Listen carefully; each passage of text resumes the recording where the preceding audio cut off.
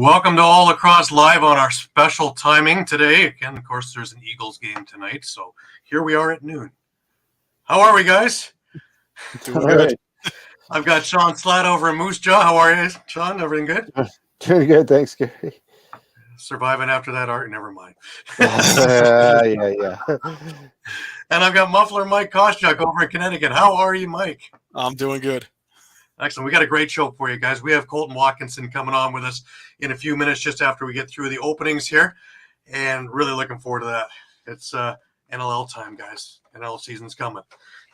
Just before we get rolling, a few things for the network. Just remember that all the episodes are streamed live across Facebook, Twitter, YouTube, and also Twitch, and you can catch all the action on eopsports.com. Remember to hit the subscribe, follow, and like buttons, and always share. You can enjoy all of our affiliates. As you can see, we have shows aplenty. The Broad Street Bully Podcast, Philly Press Box Radio, Edge of Philly Sports Live, Birds IQ, Patterson Avia Fanatics, Talking Philly Sports with Matty B, Devereaux Sport, Painted Lions, Party on Broad, and of course my favorite, Steel Steps on Fridays. If you've missed a show, no worries. You can grab all the podcasts on all the major podcasting companies, which include Amazon, iTunes, Google Play, TuneIn, Stitcher, and Spotify. And if you want, you can catch it on EOP YouTube page, or if you're looking for our show in particular, the All Across All the Time YouTube page. Remember, you can stay up to date with all sports by visiting eopsports.com with great articles from our huge staff of contributors. While you're there, please subscribe to our newsletter. Just before we get rolling, just to remind everybody that the first part of our show is brought to you by Dolan's. All right, guys, when you're staying local and you want to watch a great game or just hang out with some great people, make sure to go to Dolan's Bar at 24 East Sellers Avenue at Ridley Park. Right off of I-95, south of Philadelphia Airport, Dolan's Bar is the place to be. Great music, great times, memorabilia giveaways, great drinks, and even better food. You never know when a former Philly sports icon walks through the door. You got to go to Dolan's, 24 East Sellers Ave at Ridley Park. Tell PJ that EOP sent you. Go to dolansbar.com or follow them on Twitter, Facebook, Instagram, or even TikTok. We'll see you there for the game. Absolutely. And Eduardo is with us from Jacksonville. Eduardo, hope you're back to 100%. That'd be awesome. All righty. Well, guys, we have our guest with us, and let me just put a little things together for you. Hailing from Burlington, Colton brings a ton of experience with him, and been playing with New England and Albany through his NLL career, transition player. Developed his game at the Hill Academy before he went to attend Limestone University, in which he went to 4 national championship appearances, winning 3 of them. He earned all conference honors 3 times and was a 2-time All-American. On top of that, he earned the Lieutenant J.G. Donald McLaughlin Jr. Award for Midfielder of the Year. So without further ado, let's bring in our guest. Welcome, Colton. How are you? Hey, guys. Doing great. How are you? Excellent. Thanks for joining us on a Sunday afternoon. Yeah, thanks for having me on. I had to set my fantasy football lineup before I came in here, so fingers crossed this week. It's a rough year. Well, if you want to appease the Philly guys there, just make sure there's some Eagles on there. You're all good. Of course, I got Devontae Smith, so hopefully he's going to get a touchdown this week. We'll see. Absolutely. All right. Listen, we're coming up to training camp, and I guess it's an exciting time of the year. Get to see what kind of team is Clarkie's put together. I know he's been busy. This past summer he's been really busy. At the draft, when I talked to him, he was really busy. This season, it looks like it's going to be a whole lot different than last season. All the guys are healed. Everybody's ready, raring to go. What's your take on the team that you have and what's going to happen come camp? You know what? I think it's going to be pretty exciting. We're bringing in a lot of good young guys, a lot of talent coming in through the draft. And we're getting back those injuries from last year, those guys we lost. Nardella is big. Jackson Mishimura coming back is going to be huge. So really excited to see what we have on the floor and kind of right to ship this year a little bit. It'll be exciting. Absolutely.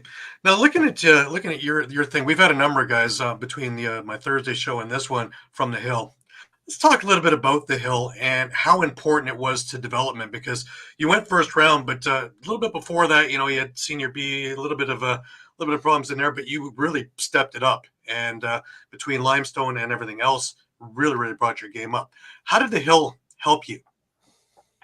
Yeah, it was a really good launching point. I mean, the structure that it brought, practicing every day. It was a really good year. That PG year was a really good development year for me, both on the field and off the field. And it's really a really good opportunity to ingrain yourself in the sport, be around the guys, and use it as a stepping stone towards going off to university. I did, even though I'm a local guy, I still boarded up there and I lived up there during the week. I'd go home on the weekends. So really, it was just a really good opportunity for me to prepare to take that next step to go to the next level. And then, like you said, that time at Limestone was a lot of the same as well. Yeah, we'll talk a bit about Limestone. Did Brody or anybody at Hill have something to do with you going? Because it seems like it's not the popular choice. Use a Hofstra or somewhere about that. A D2 school in South Carolina seems a little bit, a little odd. Why Limestone? Yeah, so they were actually they were a team that was recruiting me pretty much from my first recruiting tournament, actually, where I met Brody and started talking to Hill as well. Was at the Reebok Top 100 here in Toronto. And at that time, Coach Clark, Coach Storier, they were kind of with me along the way, kept in contact, knew I was going to do that PG year. And for me, it just seemed like a really good fit.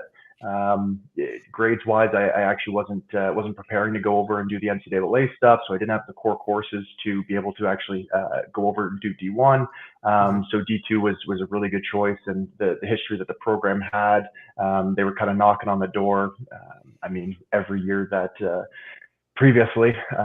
So knowing that they were a really good program, going down there and just seeing how the locker room was and practice were run, was a really good fit for me. So.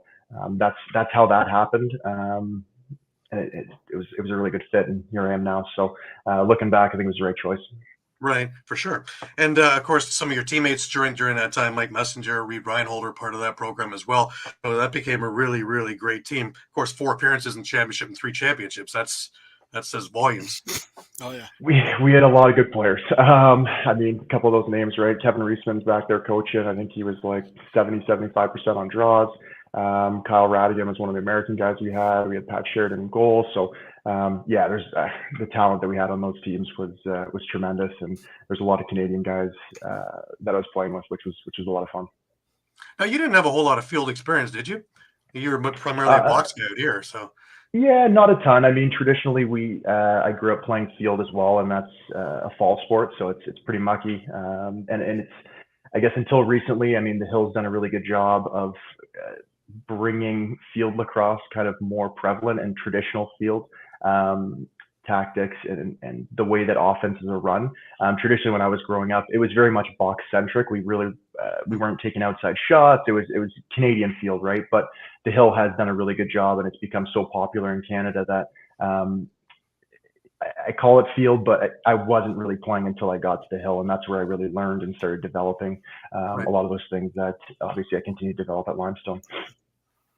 Now, you had a foray with Major Series Lacrosse for the summers, and of course, I've got I got the Redmond thing on there. It's Matthews one, but another golden oldie for Brooklyn. Yep. Talk about the difference, because Major Series and NLL are 2 different animals. The rules are a little bit different. The shall we say the grit is a little bit different, and playing that many games in a week, especially if you're going further up into the playoffs, that's grueling. Talk about that. Getting in there, playing in your first time going into Senior A, and then just getting used to the whole aspect. Yeah, I mean, me being a guy going from Junior B jumping up to Senior A, it was definitely a big jump. I mean, I was last pick in a draft. Brad McCarthy had a lot of faith in me, picking me up at Oakville when they were still a Junior B team. So the speed of the ball, the physicality of playing summer ball is next level. So it took a little bit for me to make that adjustment. But I had a couple summers there before I needed to make that jump to the NLL, which really helped develop everything.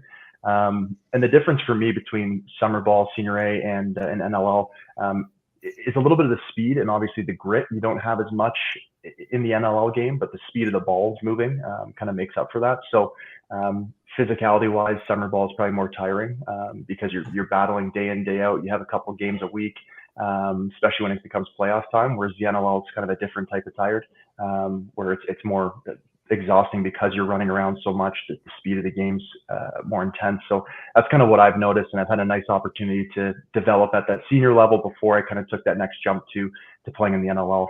So those are the two biggest differences, in my opinion, between the two games.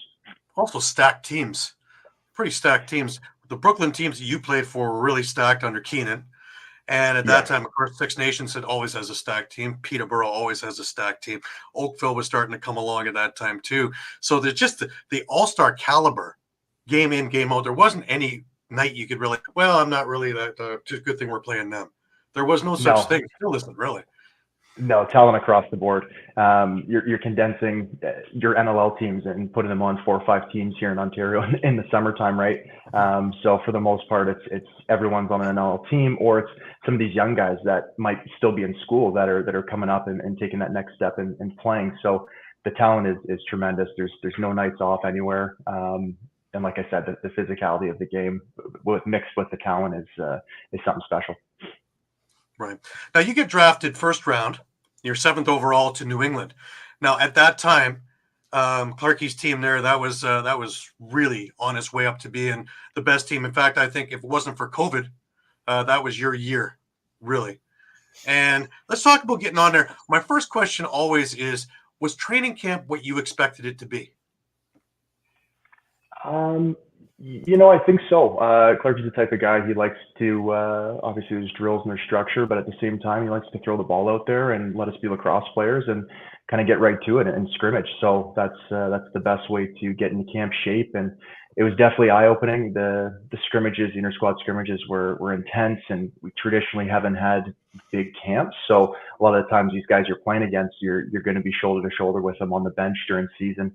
But I remember big hits. I remember, again, just the speed of the game, getting used to that. And then once we moved from training camp over to some of those scrimmages with other teams progressing towards the season, that's where it really starts to pick up and ramp up. So to your point, I mean, 2019 year and working up to that, a lot of big names on the team, a lot of talent. So playing with a lot of those guys was fantastic. I mean, Brett Manny's been our captain since I've came into the league, and learning under him, and just some of those little tidbits in the game that you can pick up on have been fantastic. And we definitely we're well on our way that 2019 season before COVID kind of shut us down, and we thought we had a really good chance to make a good run of it.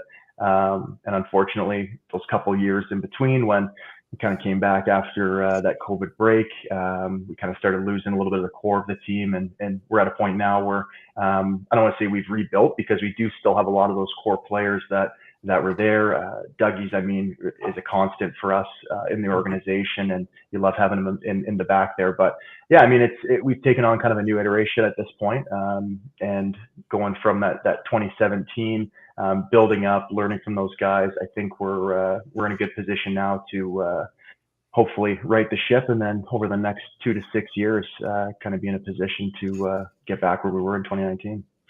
Now, when you first came in, you came in as a transition guy, speed, grit, big body. What was Clarkie's message to you on how he wanted you to play? Was it just strictly run it and gun it and go, or? Yeah, I mean, it's always been playing smart lacrosse. We can all kind of, in the heat of the game, get out there and push the ball a little bit too much, and get ourselves into some bad positions. So it's always just been constantly learning when the right time to push that pace in transition is, when to pull back. If I should maybe make that pass where I can possibly fit it into a tight window. I mean, traditionally I've had Joey Rez coming off the bench. I mean, I have Ethan Walker now and Tanner Thompson and some of those guys. So it's really about getting the ball in the O stick in a good situation for them. If I have that opportunity to maybe create a crease and get a shot on net, I'll take it. But it's really learning those spots in the game and picking and choosing the moments, because possession is huge, and we want to make sure that the O guys have a rhythm and have the ball in their stick as well. Right. Now, your role's obviously changed as the years have gone along. there were guys who were mentoring you. Now you're in that role of mentoring. How do you go about bringing in somebody who's just fresh off the draft or more or less to a year or two into the league and really helping to mold into the team's mentality? Because I know that Clarkie would want character guys, not characters, and have everybody on the same page. So as a veteran, how does that work? Well, I mean, number one, like you said, Clarkie and the whole staff, they do a really good job of bringing in good character guys. So there's not a lot of work that needs to be done there. Everyone comes in with usually with a pretty good winning pedigree. They're good guys. We've traditionally had a really good locker room. So that's the biggest, the first step is who we're bringing in. Number two, honestly, we've all been playing this game since we were young kids. It doesn't change all that much. There's a couple things here and there, and there's times where maybe you shouldn't go run after a loose ball, even if you might be able to get a whack on a guy. Or but if he was picking that up, it might be some wasted energy. So there's those little wrinkles in the game, I think, that the young guys need to learn. And it really just comes along with playing. For me, I think my role is just to kind of be that steady ship. Continue to do my job and continue to take care of business and be a pro like those guys before me taught, and then pick my moments to pull a guy aside or just to have to say something in front of the team. I think it's for us on the team, if we're going to make a mistake, we want to make a mistake at full effort at 100%. It's not an indecision. It's make a quick decision, and we're going to live with those consequences. And as a team, we'll clean up on the back end. So we just want them to make mistakes. We want to make them fast, but learn from them. Because if we continue to make the same mistakes all the time, that's where it becomes an issue, right? Which I don't think we've had a lot of in the past. So bringing in good guys, and then my role, as well as the older guys on the team, is just pick moments, pick spots. Everyone's been playing this game for a while, and they've been doing it well because they're in a position to be on the floor, compete in training camp, and play in the NLL ultimately. Right. Now, with the team moving to Albany, when it was in New England, you did a lot of things off the floor as well for community things, and you'd fly in and you would do things during the week. Albany, I know you're doing some of the coaching for some of the junior things there. How is it going in there building the fan base up there? Because I know it's like a blank slate. Now you got to come back. Yeah, it was there years ago, but it's a completely blank slate, and getting people accustomed and acclimated to having an NLL team there. We're in a really good spot. I mean, like anything, you have to build up the infrastructure of the organization before we can really go out into the community and do good and start to kind of really grasp that fan base. And I think we are in a really good position as an organization in terms of infrastructure. Like you mentioned, we have been building out those junior NLL programs. We have guys, a lot of the younger guys stay in market. We tend to have 3-4 guys in a player's house that throughout the week they're doing school visits. So grassroots movement is kind of what we're trying to do. Lacrosse, field lacrosse in particular, is huge in the area. So those guys going in and talking to kids, getting them out to games, bringing parents. We've already started to see some repeat fans and some season ticket holders that continue to come year after year. It's been tough, I would say, coming out of COVID. That first year, it was still a little bit unknown. It was here and there. Regulations kept jumping around, masks on, masks off. So I think people were still wary about coming to games. But the last couple of years have been tremendous, and it's great to continue to see those same people coming to our arena, coming to those fan player interaction events. And I love to coach the kids in the junior NLL tournament every year. Love to be able to stay back a couple of days during the year after games, coach some camps, coach some clinics.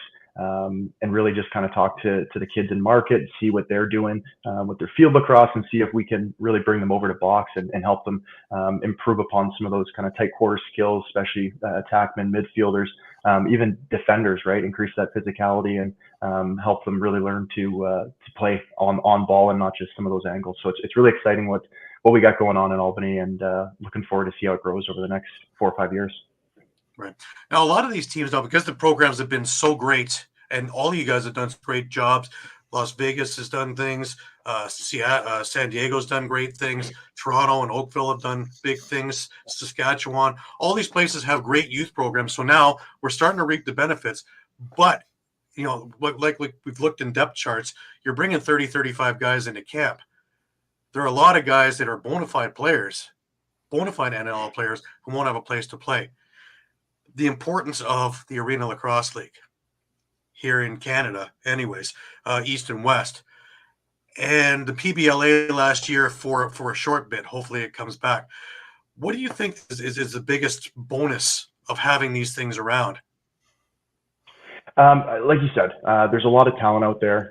The league continues to grow. It's got to grow at a steady pace to continue to keep that talent pool in that, I guess, that 1%, however we need to have it. But I think the importance of these leagues is to continue to develop players that can be playing in the league and give them an option to just not be sitting on the couch when they are maybe on a practice roster and they get to come out and practice with the team once or twice a week. So during the week, they do have games to compete and they're keeping their cardio level up because, I mean, I know last year we were in the position where there was a few times we needed to call guys up that potentially weren't even on our practice roster at that point in time because we had so many injuries to the roster, and we relied on a few of those guys to come up and play in games and consistently play 3-4 games in a row for us. So I think the importance of it is to keep people sticks in their hands, to keep them playing. I think that we do need to grow our, I guess, in terms of hockey, our AHL, we need to have that feeder league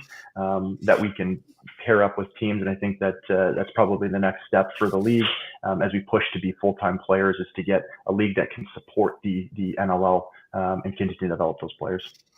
That's interesting. It's the second time I've heard that in a week. I had Brian Cole on the other show, and he also brought up the ALL is more of, if we could do it like AHL, and each team have their own little farm system so that you can keep your draft picks and not worry about it. It's an interesting point. Yeah, I mean, it's a little bit easier too, right? You call someone up and they could be playing against guys that are playing with guys that now they're playing against the next weekend. So it kind of keeps that team mentality. It allows the head coaches of that NLL team to kind of set the tactics and whatever they need to for that feeder club to be able to transition and jump up into the NLL games when needed, right? There's different types of defenses, different types of offenses. So if you can have a little bit of continuity between your feeder team and your NLL team, it just I would say it would help out during the season so that guys aren't coming in and having to learn new systems for a weekend, right? In a couple of days. It makes it difficult on everyone. I think it's a great idea myself, because I think where the NLL is now is where the NHL was just before the explosion, before, where it's already got TV going on. It already has, it pretty much could be a full-time thing, but just hasn't had that big boom yet. Yeah. I mean, the issue I think would be infrastructure, right? You want to make sure that the rinks are right, that each team has that foundation, whether it's the NLL guys that are the organizations that are managing those feeder teams. You got to make sure each team's prepared for that. And I think that's probably the biggest thing, and the cost associated. So like you said, we're right at that point in time that the NHL was. It's pretty exciting. So it's, I guess, over the next 10 years or so, right? We should be expecting exponential growth in the league, and it's going to be cool to see where it goes. Well, also, you guys, as a players' association, is probably the best relationship you've had with the league ever. Give Reed Reinhold a lot of credit on that one. But instead of hearing that might be a strike every second, third year, it looks like there's harmony and actually working together during the off times to make sure that things go smooth, where your guys' concerns are heard and addressed at least. So. Yeah, I mean, Reed and Zach have done a great job. The union was in such a good place, and I think it was 1993 when it got established. And when Reed and Zach came in, it was a time where they saw a need to bring us, I guess, into that modern TikTok day and age as an organization, I guess, right? As a players organization. And we have the website up and running. We have multiple partnerships with brands outside of the sport, whether it be kind of apparel companies, some supplement companies. It's really cool to see what they've done. So I'm really happy for them. Obviously, Reed being a guy that went to Limestone with me, with a teammate. I think he's super smart. He's down to earth, and him and Zach have been steering us in a really good direction. So I'm happy to see where this thing's trending. And like you said, we have a really good relationship, I think, now with the new commissioner and the front offices of a lot of teams. So they've done a really good job to cultivate that, because I do remember the first couple of years there was a lot of choppy waters and when it came to some of those CBA negotiations and kind of not knowing where we were going to go. So it's been nice to have that continuity between the players and the league. We even had that delay a couple of years back. We almost lost all of December because of negotiation problems. Now, the State of the Union of the league with the division realignment, well, no divisions. You've always had to do a fair amount of traveling being in Ontario, whether you've had to go to Connecticut or whether you're going to Albany. Now that all that's off and everybody's seeing everybody, how does that work for you as a player? Yeah, I mean, having a few more Western trips maybe on the schedule, that's something you got to account for. Those are always tough if you're a guy that's working full time during the week. I mean, the time change kind of it messes with you. I would say a little bit, but more or less, it's coming back into that next week's game. It's not necessarily if I'm going out to Vancouver for a game. It doesn't really doesn't affect too much then, but it's coming back. It's that time change. You get back in Ontario. You're now jumping forward in time because you're 3-4 hours behind on Pacific time. You got to get ready. You got to go to work the next day. So it's managing your sleep. It's managing your nutrition, managing your training, and making sure that you're ready to go. I'd say that's probably the hardest part. I think it's gonna be good for fans. Fans are gonna be able to see a lot of these offensive star players a little bit more now, hopefully. So I think it'll be good for the game ultimately. So as a player, I don't think it's going to change too much. We're going to see some different teams, some different looks, which will be fun.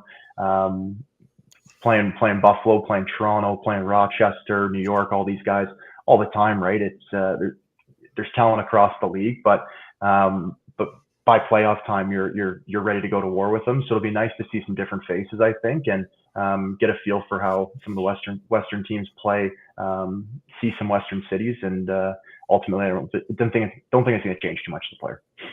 Mind you, if they get a San Diego Vancouver final and the thing is at 10 o'clock at night, well, that won't be fun. But it also levels the playing field, doesn't it? Because for the longest time, the guys in the West have had to do a heck of a lot more traveling than, say, somebody playing in Toronto who gets to drive to Buffalo, Rochester, Albany.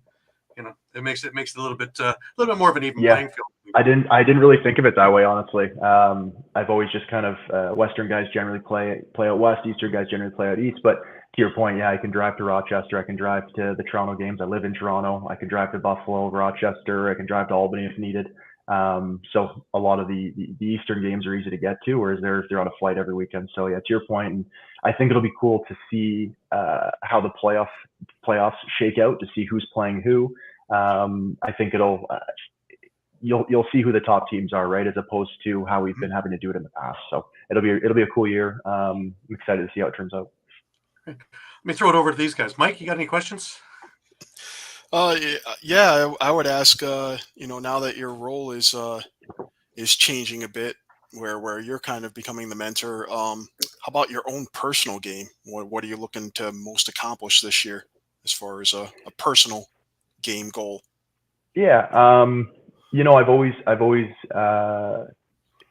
I've always taken a lot of pride in playing defense first and then pushing the ball up and trying to score, trying to get an assist kind of as a secondary thing in my game.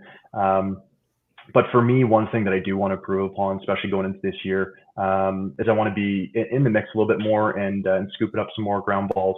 So it's something that's top of mind for me. Watching a little bit of film here and there to see maybe some moments that I'm missing. That I can jump into those scrums and pick up a ball and get out of our zone. So that's probably the biggest thing for me heading into this year and one of the things that I'm focusing on. Shawn, any questions? Yeah, you mentioned the injuries that took place kind of last year or something like that can really be deflating for a team. Can you maybe talk a little bit about the message in the locker room and maybe the message to those younger guys who are coming up and making that real big step to the NLL right away to kind of fill those spots? Yeah, I mean, you mean just in terms of kind of coming back into this year with everyone getting healthy and obviously where we finished in standings last year. Yeah, no, I mean the message every year, and for me as an athlete, I don't go into it thinking we're going to lose games. I mean, ultimately, I want to win a championship every year. We have a young team, we have a talented team. So if we're coming in and doing our jobs, the whole message is righting the ship. Where we were last year isn't where we need to be this year, right? We need to continue to prove year on year to get to that ultimate goal of a championship. So the message is this is the NLL. Anyone can win any given Sunday mentality. Come in, compete for a spot, work hard, be a pro, take care of your body during the week, and come ready to play. Because, last year was tough, I think, on everyone in the organization, and that's not where we see ourselves this year, next year, and in the future. Now, lacrosse is going back in the Olympics. We got that announcement this week, even though we've more or less been really bolstering cross for the last while. Your opinion of sixes? Yeah, I think it's good for the sport. I guess I'll start off with saying I think it's really good for the sport of lacrosse. It gets more eyes on it. Mm-hmm. I think as a sport, we are a little bit too diversified in there's field lacrosse, there's box lacrosse, there's the PLL, there's the NLL. Now we have sixes. So we're a little bit fractured. That's the one thing. We're just kind of adding more fracturing to the sport. In terms of sixes, I think it's really exciting. It's so fun to watch. The guys we have on our Canadian national team are guys that are stars in the NLL, stars in the PLL. And it's really cool to see some of the guys that are traditionally offensive players have to kind of play more of that transition game. But again, other than the sport getting fractured a little bit more, I think it's really huge for our sport to get it into the Olympics, to get more eyes on it. It's only going to help growth. And sixes in general, I do think is really exciting to watch. Like I said, it's cool to see some of those offensive guys show off that they are transition players. They can come back and play defense just as good as the traditional D guys in the NLL. Showcasing the athleticism is fantastic. So for a sport in general, I think it's going to be really big. We had Mark Wicchio on, and the CEO of USA Lacrosse, and he was talking about the sixes being something really great for the grassroots level, because in field lacrosse, regular field lacrosse, you're going to get kind of like that baseball right fielder, the kid who's not the most athletic and wants to be with his buddies, but really isn't that great, and he's going to hope midfield that the ball doesn't come to him and just kind of stands. With sixes, everybody's running everywhere. There is no position, so everybody's really, having a great time running and learning without even knowing they're learning. So it becomes more of something that I think that's been really needed, in the sense that from club onward, we've really spent a lot of time and money and developed, but the grassroots level in a lot of areas has been the house leagues kind of thing have been neglected. So maybe this is something that helps bolster that too. I agree, especially to your point, especially in the U.S. I've found, traditional U.S. long poles, even in college, right? You look at a Canadian guy that's going down to play long pole. Generally, his stick skills with a short stick or a long pole, he has pretty good stick skills, right? Because he's playing box in the summer, he has the ball in his stick. Whereas a lot of these guys that traditionally that I was playing with when I was at Limestone, I could tell they didn't have the ball in their stick very much. So I think at a grassroots level, it's going to explode and amplify the amount of time that kids are spending with short sticks in their hands, passing, catching, moving with the ball. I think is going to be really cool to see. So the skill levels, I think it's going to take a really big, going to have a really big effect on that. And then two, it's a little bit of an easier sport for everyone to play because you don't need the added cost of, I think a long pole probably about $250 now, maybe. I don't know. I don't buy long poles, but that's an expense right there. So if you can put 12 sticks in a bag, show up to a field, throw them out, and kids can come pick them up and get on there, and you have a couple goalie sticks, I think it's only going to increase the amount of people that are playing lacrosse as well. So it's just making the sport more accessible. And like I said, the stick skills, I think it's going to have a drastic effect on the skill level of our sport moving forward as well. You only need 12 people to have a game too. You don't need to have a whole host of people. It's also, we get to the lacrosse purists going, well, that's not traditional. My thought is that if we get eyes on it, we can always teach them tradition. If we can get another 280 countries looking at it, then we win. That's it. Yeah, that's it. I feel like the rules are a little bit simplified, right? It's kind of an amalgamation of box and field lacrosse, which is it's the best of both sports, I think, in my opinion. So it's pretty cool to see. And like you said, get more eyes on it, get more countries playing it. I think it's going to make the sport more accessible, which was the whole thinking behind it. I'm not at those levels, obviously, but it's cool to kind of it's cool to think about it and try to see where the ideas came from and why it was created this way. So we also got to keep it outdoors because there's a lot of countries that don't have the indoor rinks and things like that, so they have to do it on a field. You just take a look at places like Uganda and Kenya and how they've really exploded with their programs doing field. So I can't wait to see what they can do, especially with all their speed when it comes to sixes. Team Jamaica as well. I know the last World Championships, I think it was for field lacrosse, they were one of the hot button teams, and it'll be cool. There's a lot of talent out there, and limiting the amount of people on the field, I think, is going to be good, because a lot of these teams, right, they're reaching out to guys that are in Canada and a couple generations or one generation removed to field these teams. So I think it'll only go to increase the intensity and the skill level of the games as well. So it'd be cool. Just a couple of little questions there just before we let you get off and get on with your Sunday. Game day routines, do you have any? Not really. I mean, I would say for me, I like to get a good stretch in before I get on the floor. Generally go on the floor kind of maybe with bare feet, as gross as that sounds, get a feel for it. Get changed. I'm generally going to be one of the first guys on the floor after Dougie, and then I like to go in the room kind of last just before Clarkie goes in. So other than that, not too much. Obviously listen to some music here and there, and things change as you get older, as roles change. You might have to be a little bit more hands-on with kind of that game day on the floor prep, make sure guys are good to go. So it continues to evolve. Right. Well, when Aaron Bold was on the show, he was talking about he had different playlists for different moods and different ideas. And do you have a set playlist, or do you just kind of go with what's in the arena or whatever's on the buds? No, yeah, I have a set playlist. I just kind of like to get in my own head a little bit before the game, and sometimes it depends on the arena, right? The whatever they're playing pre-game is going to change up. So I like having my rap music on and just kind of get into my flow and get ready to play. You've been in the league long enough. Favorite places to play? Favorite places to play, on or off the floor, because there's some pretty cool destinations. San Diego's always nice to get out there, especially when it's winter time here on the East Coast. But if we're for that. Las Vegas will be fun this December 1st. That'll be interesting. So, but in terms of, I guess, like arenas to play in, Buffalo's always fun just because of the animosity that the crowd brings. Same with Saskatchewan.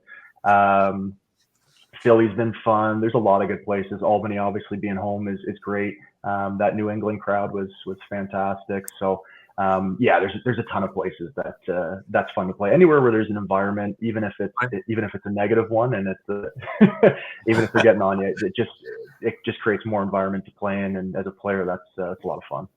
Do you miss Sunday games? Yes and no. That was known for, right? So yes and no. They're easy and tough all at the same time. So I'll put it that way. Nothing wrong with them. I imagine flights couldn't have been the greatest as you're trying to go back to it work. Was a quick turnaround. Yeah, it was a quick turnaround. That was the tough part. But in terms of not having to worry about missing work and all that was the easy part for me, because we fly out generally on like a Saturday morning. So it was an easier week with less rushing around to get things done. Sure. And one last one. Is there any superstitions? Because I know some guys are superstitions to the max. Other guys are like, no, why would I have more things that trip me up? Any superstitions? I don't think so. No, nothing for me. No superstitions that I can think of off the top of my head. No Red Kelly pyramid power, right? No. I mean, like I said, I'm generally like, I go on right after our goalies for both first and second warm up. That's probably the only thing that I got. I like to set up kind of the balls and stuff for the guys, make sure that everyone as they're running in can get a shot on Dougie. So I'm kind of just in the corner feeding balls. I'd say maybe that's that's one of my only ones. Well, listen, I really want to thank you for taking the time, especially on a Sunday afternoon. I know things are going to get very, very busy in the next week or so as you get ready for camp. We wish you all the best in the camp. We wish you all the best for a great season, and we're looking to see big things at Albany this year and next when of course Dyson joins you guys, and that's going to be huge too. Getting ready for that, and just the absolute build. And like you say, over the next couple of years, I think that's going to be a real great organization to be part of. Yeah, we got some cool things going on from ownership down, so it's really cool to be a part of. And I appreciate you guys having me on, and keep us circled on your calendars. I think we're going to be a pretty good team this year. It's going to be fun to watch some of these young guys develop over the course of the season, So I'm excited and can't wait to get to camp. Thanks again, guys. Awesome. And hopefully you can come on midway through the year and tell us how great it's been going. Yeah. I'd love to come back on. Just let me know. Perfect. Take care. Have a great one. We'll see you soon.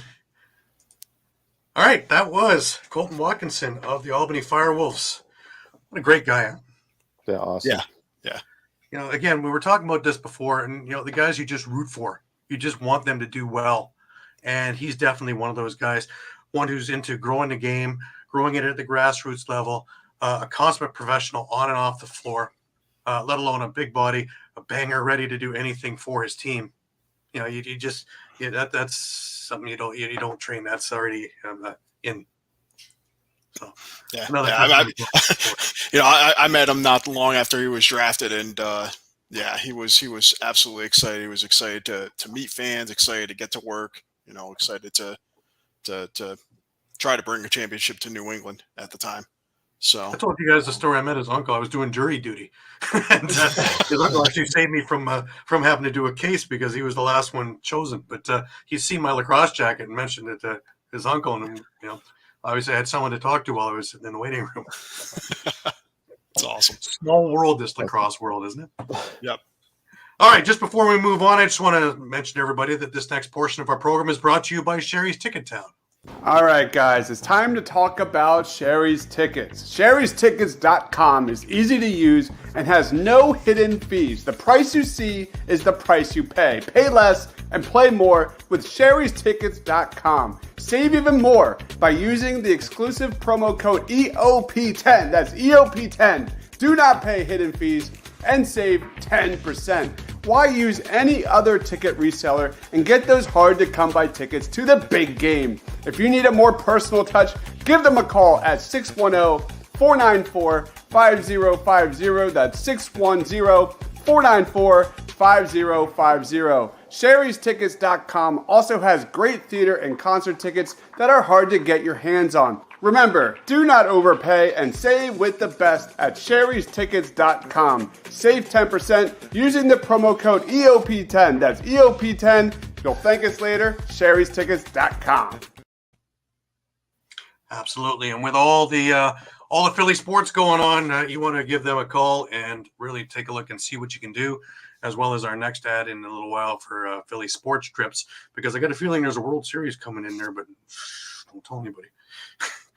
Anyways, this is today, October the 22nd, and it is the 5th anniversary of the PLL forming. Happy birthday, PLL. And, it was a lot different back then than what it is now. A lot of skepticism, a lot of questions. Remember that the MLL was still part of it. It's funny because I was listening to Paul Rabel in a small interview. We tried to buy the MLL for something like $25 million, and they wouldn't sell.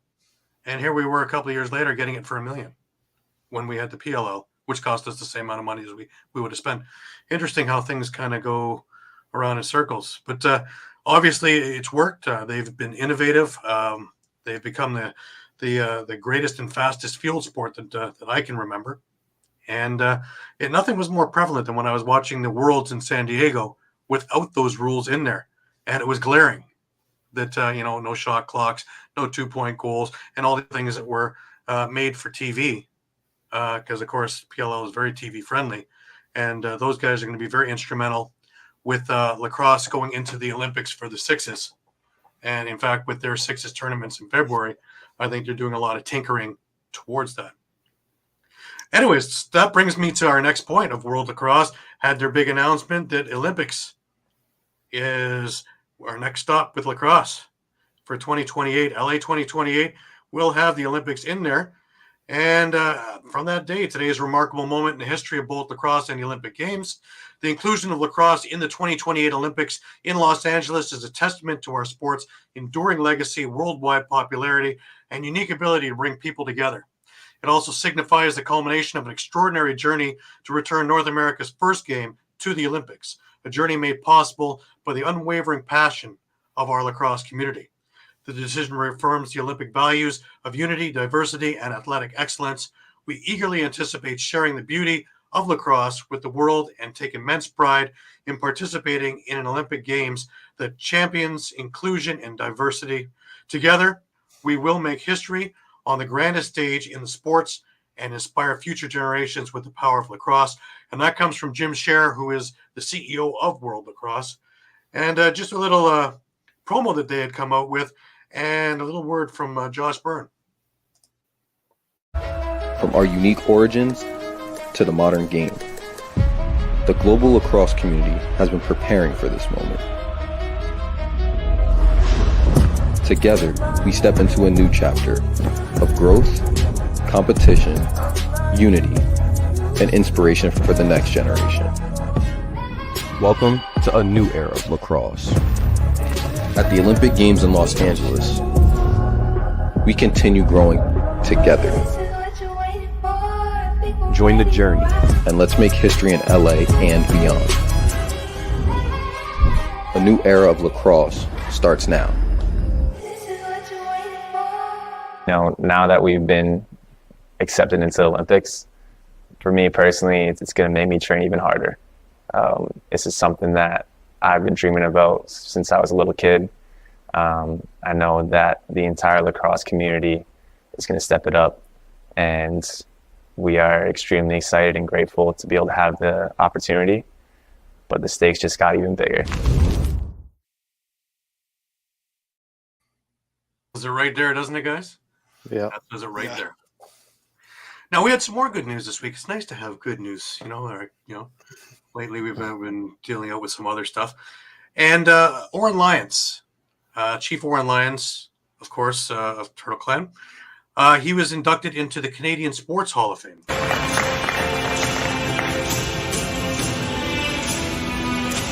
La remise du prix de l'Ordre du sport à Oren Lyons sera effectuée par Mélanie Allard, chef des relations avec les Autochtones chez CN.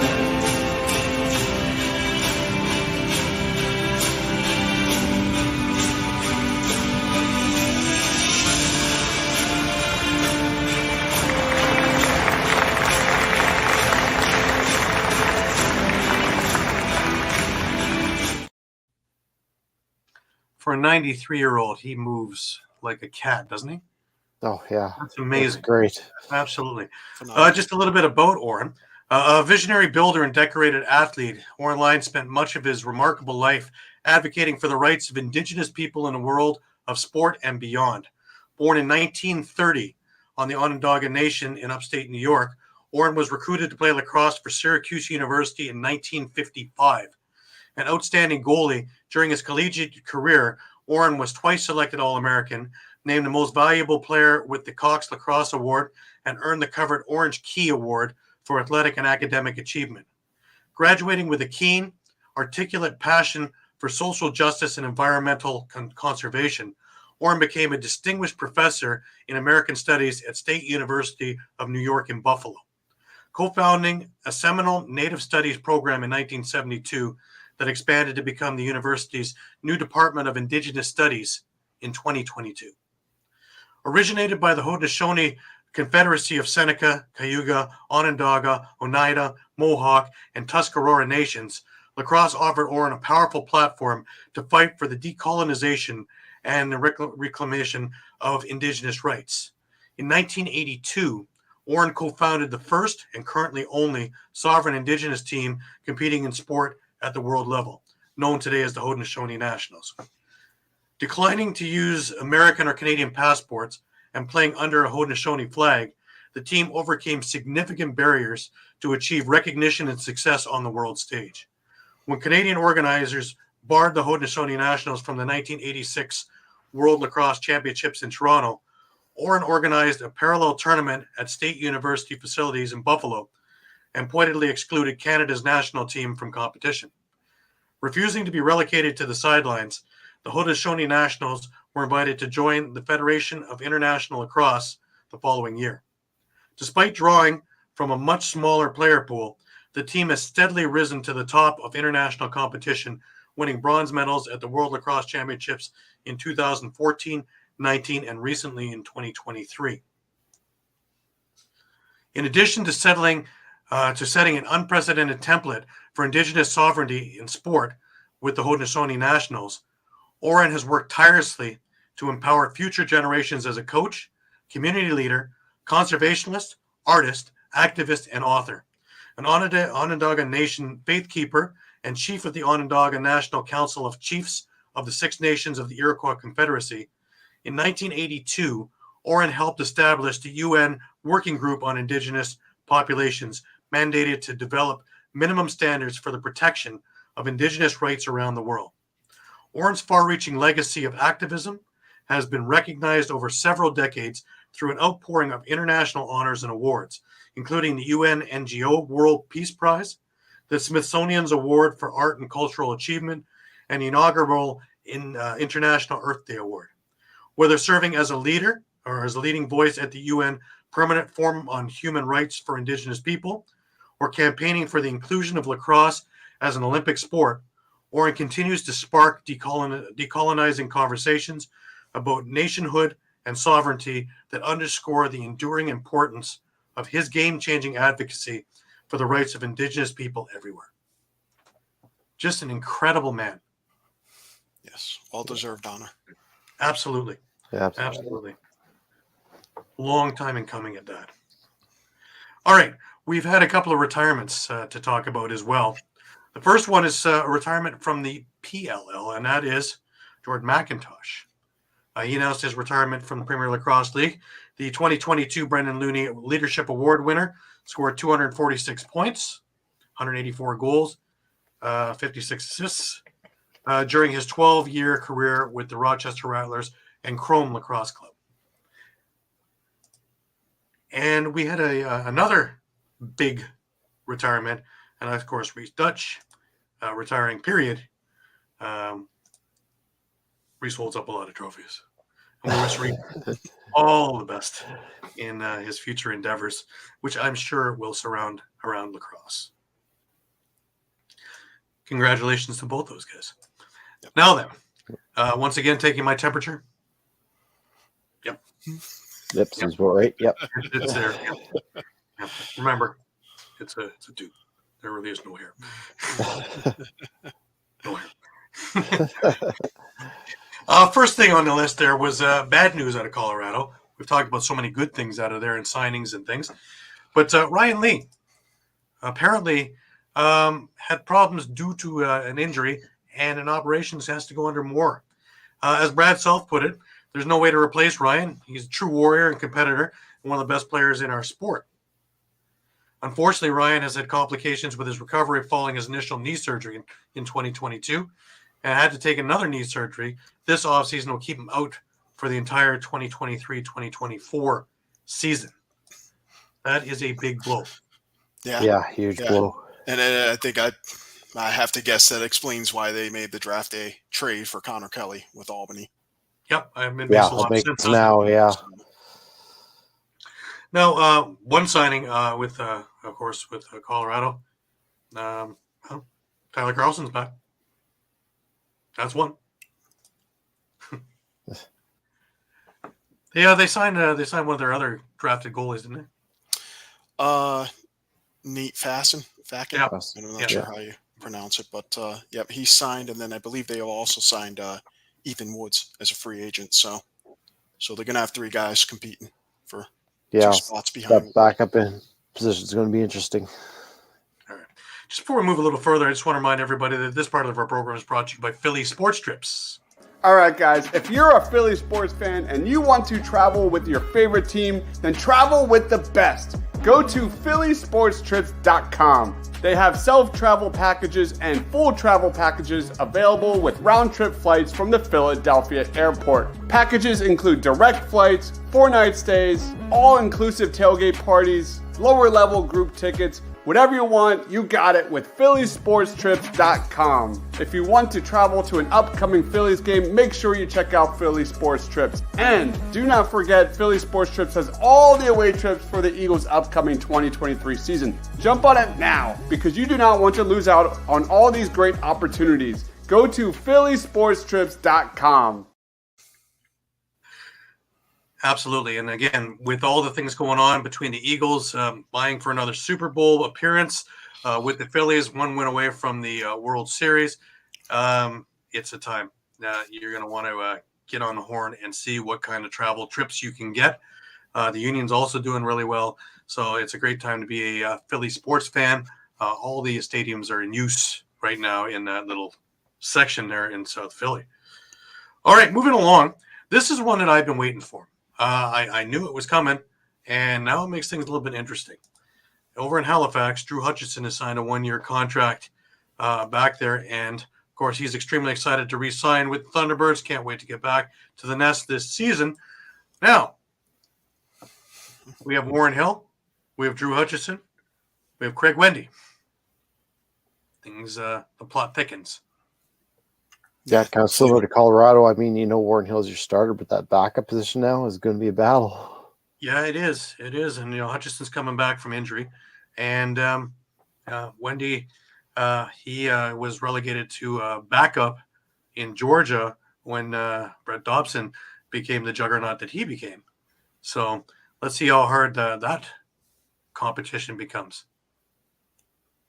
Both great guys, too. So we're hoping that they land somewhere. Also staying with Halifax, a really good signing. Butch LaRue is a 1-year contract, great defenseman. Yeah. When it comes to defenders, you can't find a more steady example than Butch. He is responsible and aware on the defensive end of the floor and has the ability to transition quickly when the opportunity arises, with size, speed, and toughness at the ready. He's an excellent addition to the Thunderbirds' back end, that coming from Kevin Hill. I remind you of somebody else that we just had on. Yep. Certainly does. Absolutely. Size and speed and grit. Yep. That sounds right. Boxes got ticked right. All right. So Albany, speaking of which, they had a trade, and they now have Jordy Jones-Smith on their roster. And in return, the Riptide have got a 5th-round pick in the 2026 draft. Yeah, so that should Not bolster. Big for Albany. Not a bad pick for Albany at all. No. Yeah, it should definitely bolster their transition game this year. Absolutely. Like, if you look at Albany, we're talking about it. You have Nishimura, Manny, Watkinson, Kostiuk, Tchaikovsky, now Jordy Jones-Smith. Nardella's coming back healthy. Sturros, Logan, Bohm, Byrne, Duncan, Thompson, Trainer, Volkov. Let's not forget Watkinson. There's a lot of people vying for not a lot of positions, which brings us back to that conversation of, is the league ready to start looking at expansion? Because it's not just Albany that has this big bouquin of players that are NLL bona fide players. And really, I get it that we want to have a non-watered down product. I get it. I get it that we want to have only the best of the best for the fans all over the place. I get it. But we're at the point now, and this is coming from a lot of years of toiling and hard work from a lot of these teams, grassroots level, to have these kids come up and grow. They're junior level now. They're on their way into the NLL. They've been drafted. They need a place to play. Well, here's the question, Gary. Which comes first, the expansion or a farm system? I'm thinking at the moment expansion, because we have all these players. With that, then has to come a farm system, because we can't just go Mishimo. Colton made some great points about, having something down with your own team that they can practice different things, so when they come up, they're up to speed, or they're not playing on Albany this week and Toronto 3 weeks from now because they were cut and moved over and signed elsewhere. So it goes to the source of organized tier system of the league, which is the NHL. It's a fine blueprint for a very successful league. Like, we don't have to neglect all the things that they did and all the things they tried, because don't forget, they tried an awful lot of things before this system that works now.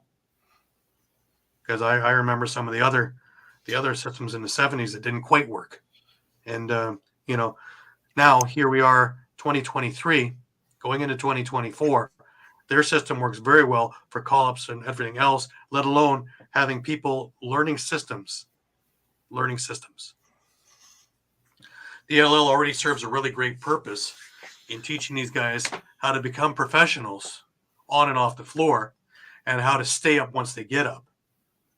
But that's the next step is the farm system per team. And there's enough of them now. There's enough. There's 14 teams in the ALL right now. It won't take much to get a 15th or a 16th team, throwing a couple more out west since it's so popular out there. So I see that being a huge way. Sorry, there's 12. I guess the reason I just mentioned that is because you mentioned the watering down of talent. I mean, yes, there's plenty of talent on right now, but bringing in that future that it continues that way so that it doesn't become watered down, say, 5-10 years down the road. Maybe that's why I'm thinking maybe you want to look at that farm system a little bit quicker than you maybe would like, just because you don't want to see that happen. Yeah, and I would agree with Shawn to an extent. I guess the biggest drawback might be, you might have, say, Toronto with, Toronto's ALL team, but you've got guys from 5 or 6 different NLL teams who own rights to certain players. It might take a little longer for the ALL to be able to shuffle things around such that, okay, hey, now our Toronto team is comprised, only of guys whose rights are owned by the Rock, plus, maybe a few street free agents here and there who don't have affiliations with an NLL team at the moment. That might take for a sure. little longer than, say, so I can see Gary's point of view that maybe an expansion team for the NLL is needed sooner. Oh yeah, but I see both sides, and it would make me ask, why can't both happen at the same time? It's a good point. I see where you're coming from too, Mike. Like, especially with something like the ALL, there's going to be a huge restructuring if they go to something like that.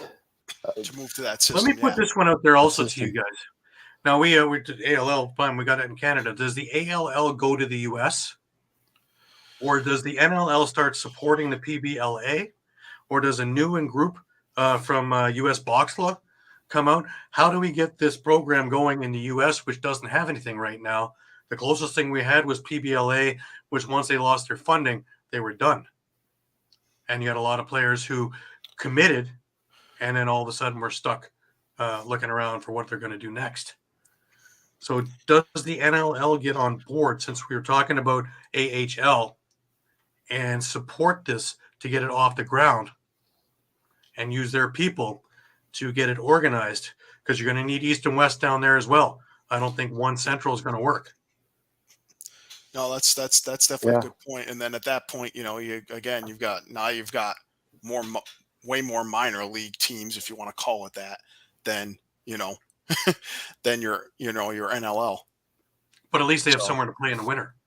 That's true. Yeah, that's true. Because we all know injuries are going to happen. We've seen, I think it's something like the number is 21 call-ups from the ALL that have stuck in the NLL. That's a pretty good number. Granted, it's not 150 or 200 or 500. Hey, that's a full active roster right now. Yeah, and, absolutely. Let's just hypothetically fast forward to American Thanksgiving, and final rosters are just about set. You could take a group of 25, whatever, the best 25 street free agents, let's say, whether their rights are held or not by other teams right now, put it together. And does anyone doubt that team could compete in the NLL right now and go, say, 6-12 at the least? Mm-hmm. Now, Eduardo's asking, can some NL teams carry the economic logistics? Here's my answer, and it may not be the one you're quite looking for, but as a whole, for, say, a PBLA where you're going to put 6 or 8 teams in it, not individual teams. We're not looking at individual teams in individual arenas. That may be down the road a bit. But to get a league of AHL kind of, and each team has their own team in that league, then maybe, because then you can get the NLL proper to sponsor those teams.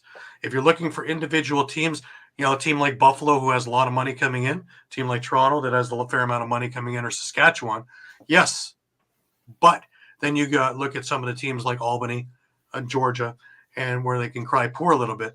And then what, do we just neglect them?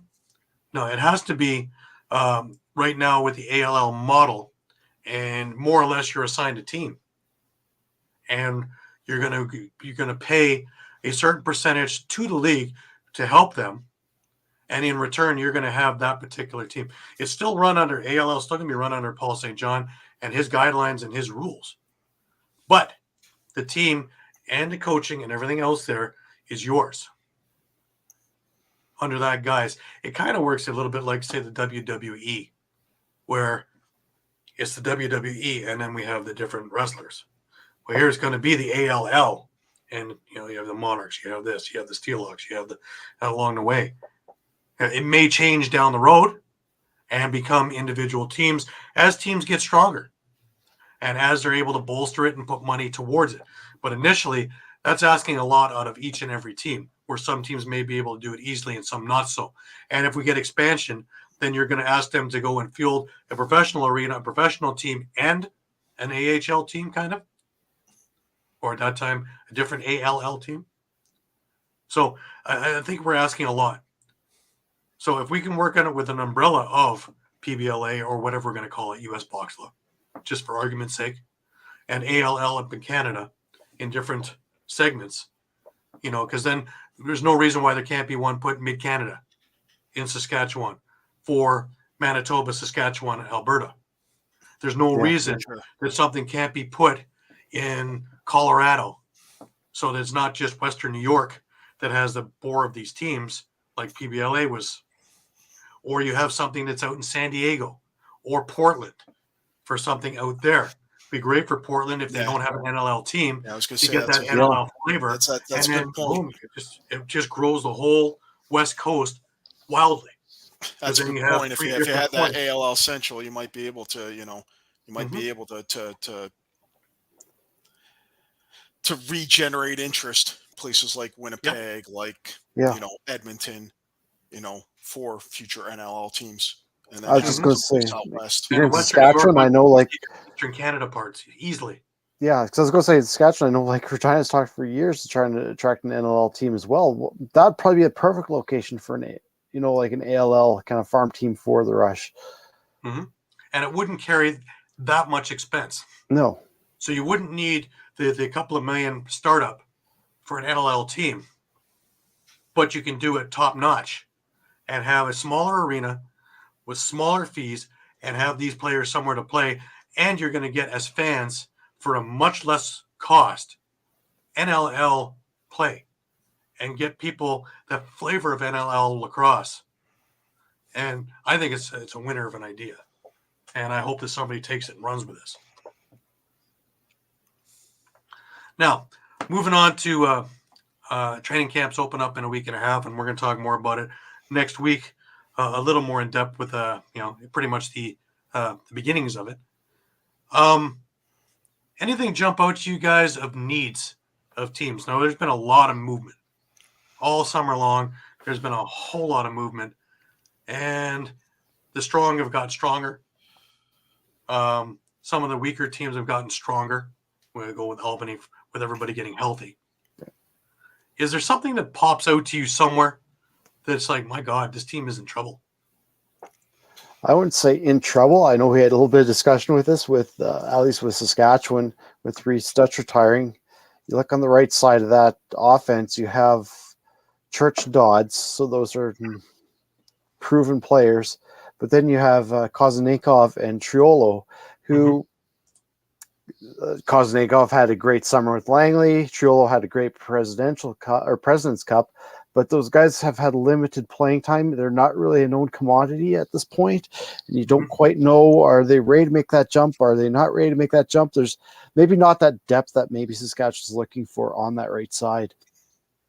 Yeah, because the team that jumps to mind for me when you're talking about that problem in Saskatchewan is, if we remember, Georgia. Last year when they lost everybody. They lost, four main guys, right? From every position. Yep. They lost Poulin to start with, which was really, really hurting. They lost Joel White. They lost defense-wise. They lost Stefan LeBlanc as well. Jordan Hall. Yeah. Everybody kind of went away, and that left them with, yes, still a good base, but big holes. And trying to get everything back together again took a little bit of time. Yeah. Once they got it back, though, Miles Thompson got hurt. Lanchberry had a really slow start. So, yeah. And the goaltending, right? And the goaltending before they figured it out and seen that what a diamond in the rough they have with Dobson. True. And most of their, I guess maybe I'm not so worried because most of their defense, I think, has remained intact. You know, I know Robert Hudson was traded to Calgary, but I would imagine they're getting Jeff Henrik back from injury. And I mean, I guess I haven't thought so much about who's hurting or who could be in trouble because we have this kind of other issue we're talking about where fast forward to Thanksgiving again, American Thanksgiving, Right. You know, rosters are just about to be announced, final rosters, and you're going to be looking at a lot of guys out on the street, so to speak, who could easily, you know, anyone. I think you're going to see a scramble where a lot of teams are going to be like, oh man, you know, George is going to be, oh, Buffalo cut that guy. Hey, can we sign him right away? Yeah, And I wouldn't be surprised if final rosters come out and you count up bodies and you find that number's less than 25 for this very reason. Yeah, that's why maybe look at some maybe the more intangibles, not so much looking at the rosters themselves. Stuff like what we're just talking about with Albany. Like, how do you rebound from a tough year last year? Can you get that momentum back and just erase the board and say, forget about last year? Last year is last year. Can we continue on and make a go of it? Georgia, can you the exact opposite? You had a lot of momentum at the end of the year. Can you continue that momentum going into next year now? It looks like you didn't have a ton of rollover from last year, change from last year's roster. So keep that going. Just tangibles more or less than just looking straight at the roster. And when you have four Thompson brothers on it, how wrong can you go? Yeah. Honestly. But, you know, a team even like, you know, Halifax, which is win or bust, that's the pressure that's on them right now because they've been so close and they really, you know, when I was talking with Austin Shanks a couple of weeks ago, you know, that's the theory in there, you know, that they're good enough to win now. So to find the right 25-man roster out of all the players that are going to be in there is going to be the big thing. And, you know, what happens if you leave off somebody? And, you know, you got a couple of guys who are starting to get up there in age. So, but, you know, and one of them's named Ganesh. Yeah, I'm almost tempted to throw Panther City and even Calgary maybe into that conversation then too, from a standpoint of did they do enough in the off season? Yeah, we could throw New York in that too. Really, it's already in a 4th reincarnation. They've only been in the league 5 years. It is, but New York doesn't. I guess New York doesn't concern me as much, considering the caliber of players that they brought in with, again, Matisse, LaFontaine, Mitch Wild, and I know I'm missing someone else, but those guys, you know, who all have, you know, 9-10 years of service time under their belts, and all of them pretty much have experience winning a championship. And that was what was kind of severely lacking, you know, on their defensive end. But my question on that one is, can they play second fiddle to Jeff Teat, who you know everything's going through? It's one thing when you're the bona fide star. That's usually the hampering thing with teams, is when there's somebody who's a bigger star than you who's going to get that ball. Now, granted, Jeff Teat's unselfish, but if you noticed, even when it was Atlas, when he stopped scoring and did the quarterbacking, the team lacked too. That was the big but I that think was the big miss in Atlas in the summer. I think New York gets a little bit of a pass on that because most of those guys were on the defensive end that they added as far as veteran experience. So Mhm. I mean, basically with the exception of maybe Matisse, who I don't know how they plan to use him. Maybe they're going to use him, out the front door a little more. I would do what they did in Georgia with him personally. That's where he had his most success. I would use him as a transition guy. I wouldn't keep him too far back, and I wouldn't put him out the Odor. If you need him out the Odor, sure, put him on a power play. But I would put him as a transition. You can't teach speed, and especially with experience. He knows he'll know when to pull up, and he'll know when to shoot. And that takes time. The only guy who I would give a green light like that to is Joey Capito, if he's healthy now, back with Colorado. Yeah, you wouldn't give it to Medeiros on Panther City? I think he put up some. He had one good year. I guess some good numbers. Yeah, but you know what? I've known Madero since he was in Brampton Junior. He's still learning. And he's in a run. I guess I view that as a different situation where okay, hey, he had a breakout year, now he's got to build upon it. Whereas Capito is he does, but the team has to also, right? That's the thing. True. If you're running and gunning, and you're killing a lot of those could be 30-second shot clocks, your defense may want to lynch you as they spend most of their game on the floor sucking wind because they haven't had that chance for offense to go and take a shot, maybe a couple of shots, and get a minute and a half rest before they get back out and have to take the storm of whoever they're playing. So it's all fine and good to do it here, but it has to be, logistically correct. And sometimes when you're overzealous, and we've seen it many times, that we'll sit there and go, why didn't he hold it for 10 or 15 seconds, get everybody out, and then it's all fine and good once in a while, but if you're doing it consistently, they build defense to it. True. So yeah, it's a nice flavor added, and I think it's going to be great for TK to use as a weapon, but it can't be something that we go, well, in this particular strategy, he needs to. Yeah, no, transition is kind of funny because it's something you really, in some ways, you can coach, but in the moment, you have to trust that player to make the right decision, right? Right, and that comes with experience. Experience, yeah. So that's true. Yes, I guess you need to balance that against the fact that most NLL games, sometimes it's your transition goals that make all the difference. Absolutely. Absolutely. Les Barley said it. He wanted 2 or 3 transition goals a game, and we can just put that W in the column. Yeah, well, because then you find, you've won 12-10 or something like that, and you had 3 transition goals, and you go, okay, without those, we would have lost 10-9. Mm-hmm. Yeah.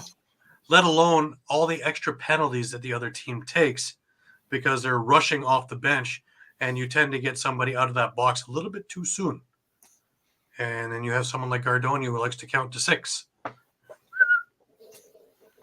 So how many power play goals are yielded from that? Yeah. But, again, you don't want to get caught flat-footed either, right? So, maybe you're caught without a change and the ball goes the other way. So it's a delicate balance, and again, it's experience. I'm much more comfortable in Capito or Matisse or Damon Edwards, for that matter, or even a Scott Dominy who's been around enough years now to do something like that than somebody who's just a couple of years into the league getting into this role. Yeah. Which isn't to say he shouldn't, but it's kind of like your guy who steals bases in baseball. Some guys have a green light, and some guys wait for the sign. So I'm sure that there's stuff in practice that if you see this particular thing, or we know this about a goalie that we're talking about on the bench, then it's fair game. True. But it can't be a consistent thing. Otherwise, teams will play it. Yeah. They're pretty smart. I guess that's why I say it's coachable, right? And the fact that you can practice it in practice, but when you're in a game situation, it's hard for a coach to maybe yell the floor to tell you to go or not to go. You have to trust that player to make that decision at that moment. Mm-hmm. But how many times, I know sitting behind the benches a lot, how many times do you see coaches, yeah, you'll get it from 3 guys behind the bench. That's a pretty big stop sign. Yeah. And again, it depends on where in the show. Right? Patrick's with us. What's going on, Pat? Pat. Hey, Pat? Pat, thanks for tuning in. Just licking your chops, waiting for the Eagles later. We know. There's for Pat. Go for Pat. There you go, Pat. Yeah, there we go. Yeah. Fly, Eagles, fly.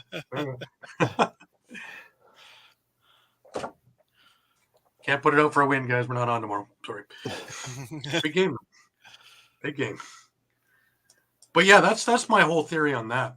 And it'd be interesting because, the more we have guys like this, and this is an into the league, right? If you're really good at transition, it's just another flavor. Now, I know I'm going to have all the purists going, no. Both sides of the ball. Well, we're not in that era anymore. So now we have specialized guys. We have Fogos. We have transition guys. So. Oh, Pat.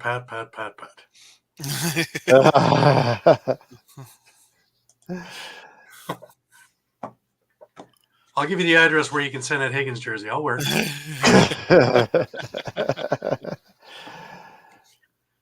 we have an all across all the time. Was it a Wings jersey or was it a Salmon Bellies jersey? Yeah. Oh my God. Did you want a winning? You wanted a winning jersey? Hey, come on. Hey. Oh. Wow, I'll take any Salmon Bellies jersey. Mm-hmm. Absolutely. Yeah. Absolutely. A great team. I'm Pat. Yeah, I'm happy to wear a Higgins jersey. No problem. Well, let's say we may be able to trade you for an all across all the time T-shirt that is at the moment being made, and should be around in time for Christmas. Take a look at your stocking stuffers. Absolutely. Yeah. Hit us up. If you guys want. Yeah, there should be a number of them floating around. So that's that newest part of our arsenal of wearables. So anything you can think of, pretty much our closets are full of. So please, by all means, just DM us and we can get you in touch or get you prices. But yeah, so the other thing we were talking about before was goaltending, and I think that that has been solved. I think that we have a number of really good goaltenders that are going to be sitting there going, anybody, which again brings me to expansion. That's the telltale to me. Yeah. Because we were worried about before that we have enough players, but will we have any goalies? Well, we have some pretty damn good goalies who are going to be sitting on the sidelines or playing ALL or playing whatever is coming out in the U.S., PBLA or whatever else, hoping to get another sniff at the NLL this year. So that to me shows that we're ready for expansion. And the other part of it is, Brett Fruit has been saying that he wants to get stability. Well, from what I get from what Colton is saying, Albany is starting to move in the right direction. Georgia, we already seen, is in the right direction. Let's not forget as a stopping point where I think would be a great place to put a franchise, not just in Canada, but we haven't talked about it, is Minnesota. Remember, they had 10 to 14,000 a game there, and because the Arladas didn't get along with the arena deals, they just said, we're moving. Ballsy. But that fan base in Minnesota, I think, would still be able to support a good team. Whether it was in Minneapolis or St. Paul, it didn't matter because it was in both. So, that's another one that could be. Yeah. But all the other places that I look at that were having a little bit of trouble, Vancouver, they've pretty much righted it. Last year, they started getting better attendance with the Canucks on board. Yeah. And I think you have that stability. And now you look at the team that they're going to field, and they're already marketing, which is more than a lot of time. That's more than I've seen Vancouver / Washington / San Jose do all the years combined. The marketing I've seen come out of Vancouver this year. The only, if I can play devil's advocate, though, is Panther City. Right. That did not look good last year. That's the one franchise that scares me a little bit. Yeah, and if I were the NLL, and we talked about this last year also, I personally would move it into Dallas. Give them one more year. Move that thing over to Dallas, where there's a little bit more of a multicultural society in there. I know that they're not crazy about going into where the Stars are playing because it's too big of an arena, and that makes sense. but there must be a mid-size arena somewhere in there that does something that they can throw a floor down and play. You know, if New England can put it in a casino, and even though the dimensions were a little bit different, we can find a place in Dallas or near about Dallas to have a place where you can get people. Because, one more year. And it's really difficult to put them as a game of the week, especially with those white stands. It certainly stands out, pardon the pun, when there's nothing but white all around the crowd and 3 people here and 2 people there. But that's just the key thing, though, is that change has to happen first. Right. Well, if they can get 14 out of 15 right, I'm pretty sure that we can look at the percentage saying, yeah, we're doing okay, and stability-wise, it's good, and then move the one team. We've moved a couple of teams over the last couple of years, including Toronto, over to Hamilton, and you take a look at where everybody's sitting there, well, I don't know, it could be the end. Yeah, well, it's not 1998, and it's not 3,000 in the stands. You're getting 10 to 12,000 a game now. It's caught on. So it works. Yeah. Yeah, and I don't think they have to worry about Vegas, especially with what Vegas is doing. Accommodating other teams, fan bases. Yeah, right now we're working on it with Toronto. March, and it's so all the little caveats that are coming along with getting tickets to that game are incredible. Which includes going on the field, which includes a trinket, which includes and the tickets aren't expensive. Yeah. So there's a lot of things that they do extra for visiting fans. Yeah. It's pretty amazing. Yeah, I think we've seen, on posts on Facebook from fans in Saskatchewan, fans in Calgary, fans in San Diego. What a great time we had there, and they were so accommodating, and so that's huge. Yeah. Just before we go any further, I just want to remind everybody that this part of the program has been brought to you by David Archeri and Associates. All right, guys, let's talk about Cherry Law Firm. If you get hurt at work in a motor vehicle accident, personal injury, or affected by criminal law, you got to call David Archeri of the Cherry Firm. Call 610-565-0300 or go to cherryinjurylaw.com. Let David Archeri fight for your rights. Again, that number is 610-565-0300. That's 610-565-0300 or go to cherryinjurylaw.com. Let David Archeri fight for your right. Very handy number to have when you're doing some of these road trips.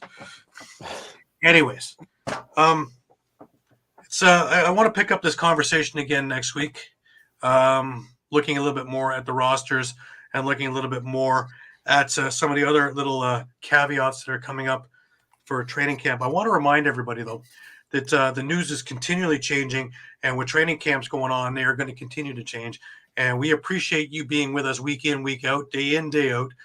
Please visit our Facebook or Twitter or Instagram, Twitch, any of those, or all our YouTube page and all across all the time as well, to get your information 2, 3, 4, 5 times a day, because it is always changing. And like I've said before, we have our finger on the pulse of the situation. Any last words, guys? Mike?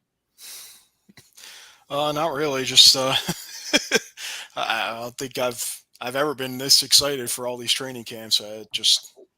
They're all going to be just ultra competitive, and just it's going to be, if you make a team, you earned it. Yeah. So yeah, there's Mike too. Yep. Yeah. We're all excited. Sean, a lot more hair. Well, you got a lot more hair.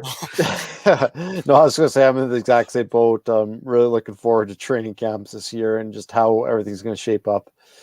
When's that game? When's that preseason game over in Moose Jaw? It's November 25th.